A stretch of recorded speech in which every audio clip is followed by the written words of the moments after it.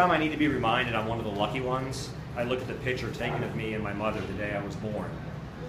The pose is not unique. Virtually every child has at least one frameable shot of that post-delivery adoring gaze.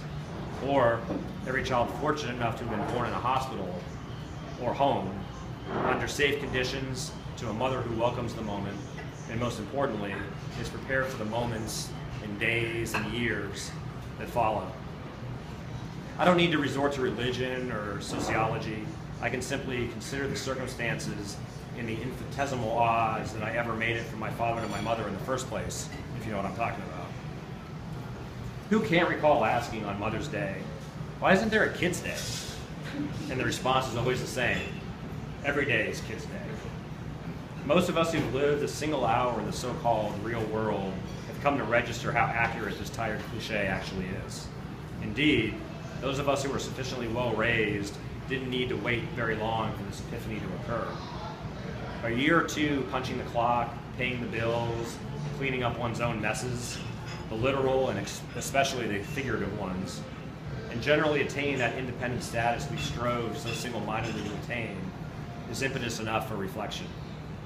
Not merely an appraisal of how impossible it would be to repay that investment made, measured in money, time, affection, and approbation, but a recognition of what was truly at stake, the selflessness your parents displayed, putting in all that effort to enable you to become your own person.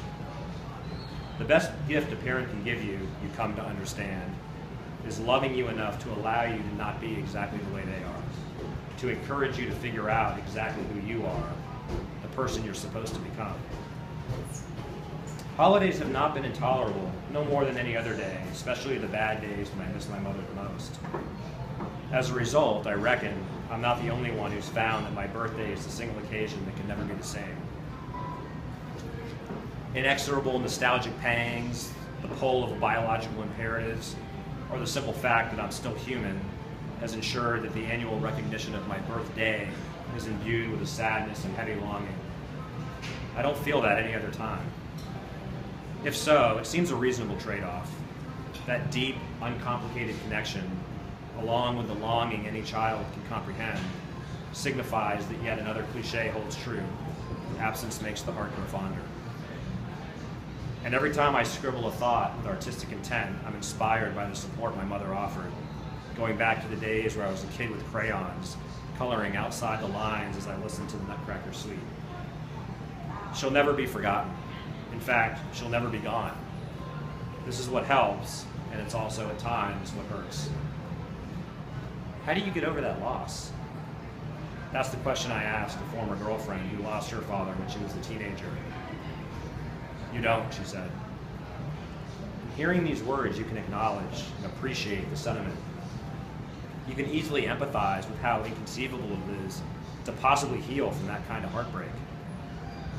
But it isn't until you experience it that you comprehend it's in inexplicable ways this reality is an inviolable aspect of our own existence.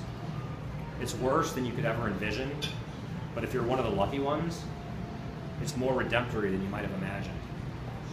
Mostly, you accept that a day will seldom pass where you don't think of the one you loved and the ones you lost. And more, you wouldn't have it any other way.